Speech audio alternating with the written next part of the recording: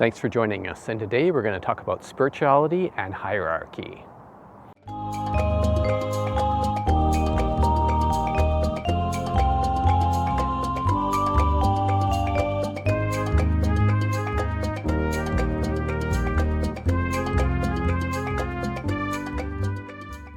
So in many spiritual traditions, often the way that they see their view of the world and the way they organize themselves is reflective of social hierarchy.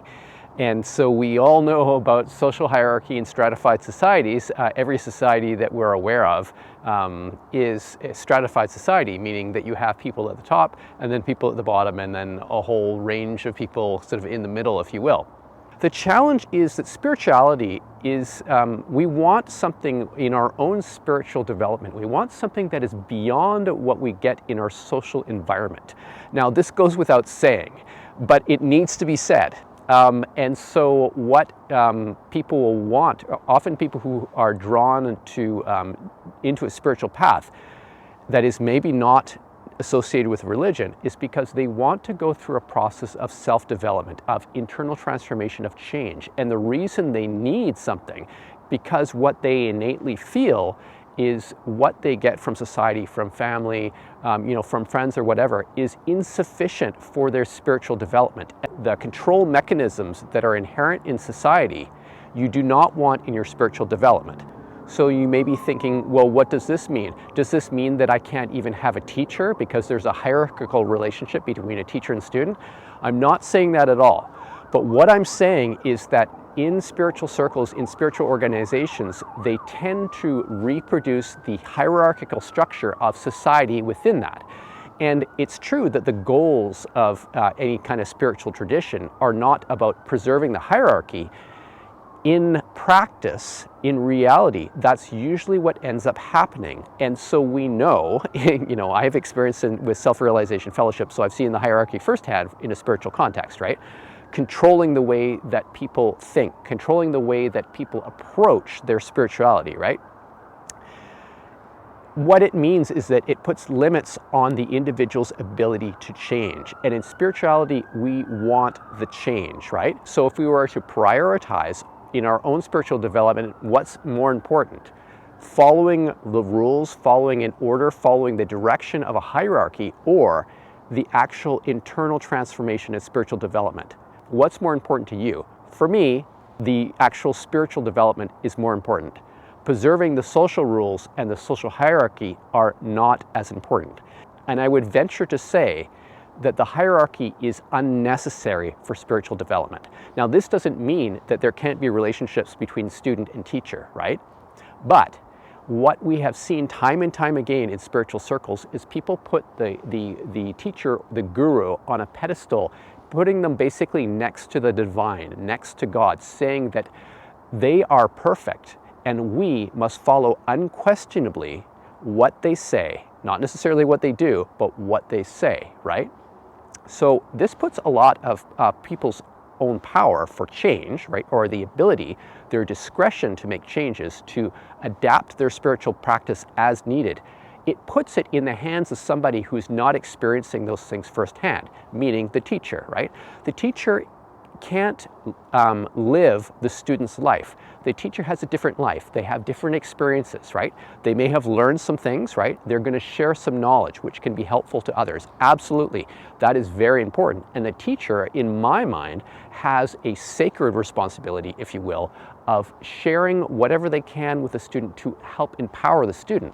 But that's the point, is you're trying to empower the student, not to get them to follow the teacher unquestionably, right? To worship the teacher, to treat the teacher like the teacher is God, okay? So this is a problem in spiritual hierarchy, and the reason why we don't need a hierarchy at all, right? In some cultures, they will have, they'll talk about the knowledge of the elders, right? Meaning that people who have been around long enough have gathered some knowledge, right? They have some knowledge and the wisdom to share with people who are willing to listen. So at Modern Kriya, we teach Kriya Yoga, and we're also informed by a Taoist internal alchemy approach. And in Taoist internal alchemy, spirituality is not conceived as a line, a hierarchy. What it is conceived of is as a sphere. And the idea in the model of the sphere in spirituality is at the very center of it, you would have the essence, the primordial essence, if you will. You could call it God, whatever you want to call it, right? The purity of what created the universe, and it maybe exists beyond the universe, right? But the idea is that everything within the sphere has equal access to that original source. They don't need to go through intermediaries to get there. So our approach at Modern Kriya is informed by the spherical model of spirituality. And we say basically, if you have the techniques and practices, it doesn't matter from which source you learn them. If they work, they're going to work. This approach is validated in science, right?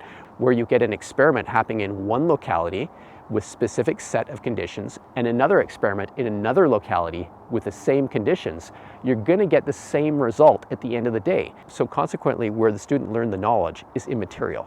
What's important is that they have it, right? So this goes against a lot of spiritual thinking that is very hierarchical, saying that the teacher needs to provide the transmission to the student, right? And without the teacher, there's no way for the student to get access to the original source, to, union with God, whatever you want to call it, right? In actual fact, everyone has equal access. And so our approach at Modern Kriya is to help to build skills, right? Students learn techniques, they learn Kriya Yoga, they learn Taoist internal alchemy. There's lots of practices within those two disciplines, right? And when one develops through those practices the skills, the internal skills to start to have internal transformation happening, to have spiritual development happening, to have higher states of consciousness emerging, and that's the most important thing. It's not about preserving a hierarchy where you have to go through somebody to get what you want, right? Which is a gatekeeper mentality in spiritual circles. And to protect that gatekeeper mentality, often what has happened with spirituality is secrecy, right? Having secret techniques that will be piecemealed out to students, right? So that they follow the teacher. And really what that does is to help to preserve the order, the hierarchical order. But really, that is antithetical to spiritual development, both for the student and the teacher. And I've talked about this in other videos, right?